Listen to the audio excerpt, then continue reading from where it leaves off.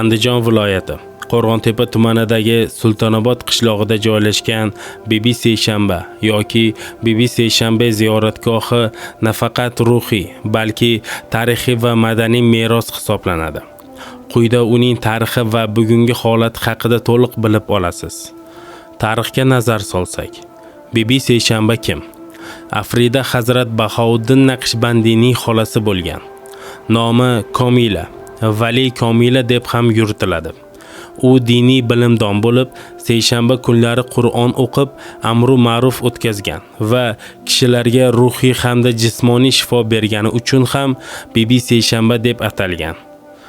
Afsonalarga ko'ra, Bibi Seshanba o'zining ip yiguruvchilik va to'quvchilik hunarlari uchun himoyachisi sifatida tanilgan. Turk, afg'on va uyg'ur xalqlarida ham unga o'xshash nomlar mavjud. Masalan, payshanba pari, Bibi charxi, seshanba bibi. O'rta asr va Sovet davriga qaytsak, O'rta asrda Farg'ona vodiysida momolar ziyoratgohlari keng tarqalgan va Sovet davrida diniy faoliyat to'xtatilib, o'z holatini yo'qotadi. Ziyoratgoh o'quvchilar uchun dam olish maskaniga aylantirilgan.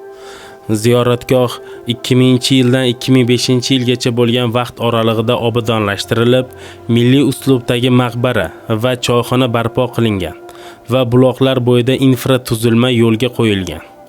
2005-yildan e'tiboran davlat tomonidan himoyalangan madaniy meros obyekti hisoblanadi. Bugungi holat qanday? Maqbaraning tagida bir necha shifobaxsh buloqlar joylashgan. Jannat buloq, sumalak buloq, qiz buloq, ko'z buloq, sho'r buloq. Ular minerallar va mikroelementlarga boy bo'lib, teri, ichki organlar, ko'z va quloq kasalliklarini davolashda foydalidir. Mushkul kushot an'anasi haqida.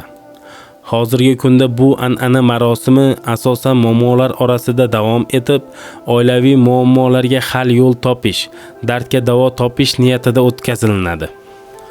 Bibi Seshanba ziyoratgohi Sultonobod qishlog'ida joylashgan. Sultonobod qishlog'i tarixi haqida qisqacha. 200 va 800 yillar oralig'i. Bu hudud qadimda yashash uchun qulay bo'lgan joylardan biri bo'lgan.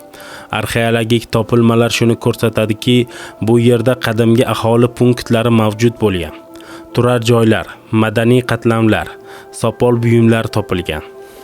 800 va 1200 yillarda islom dini keng tarqala boshlagan davrda hududda masjidlar, qishloq infratuzilmalari shakllangan.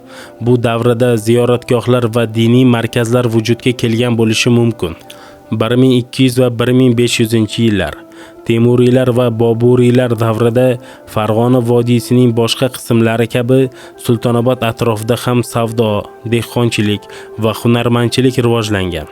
Qishloq o'zining yerlarining serhosilligi bilan mashhur bo'lgan. 1700 va 1800 yillar xonliklar davrida bu yer Qo'qon xonligining tarkibida bo'lgan. Suv inshootlari, ariq tarmoq tizimi shakllangan. Hudud aholisi asosan dehqonchilik va bog'dorchilik bilan shug'ullangan. 1800 va 1900 yillar Rossiya imperiyasi istilosidan so'ng bu yer yangi ma'muriy bo'linmalarga kiritilgan. Aholi soni ortgan, maktablar ochilgan. 1900 va 1991 yillar Sovet ittifoqi davrida kollektiv xo'jaliklar, kolxoz, savxoz tashkil etilgan. Ziyoratgohlar faoliyati cheklangan bo'lsa-da, xalq orasida e'tiqod saqlanib qolgan. 1991 yildan hozirgacha mustaqillikdan so'ng Sultonobod ziyoratgohi qayta tiklangan, infratuzilma yaxshilangan. Bibi Seshanba maqbarasi, choyxona, shifo buloqlari atrofida keng ziyorat maydonlari tashkil etilgan. Bibi Seshanba ziyoratgohi bu nafaqat diniy obida, balki madaniy, ijtimoiy va tabiat bilan uyg'unlashtirilgan joydir. Tarixiy jihatdan bu maskan o'rta asrlardan beri musulmon ayollar, xususan hunarmand ayollar uchun himoya bilan bog'langan. Sovet davrida faoliyat cheklangan bo'lsa-da, mustaqillikdan so'ng tiklanib, hozirda nafaqat ruhiy, balki sog'lomlashtiruvchi manbaga ham aylangan.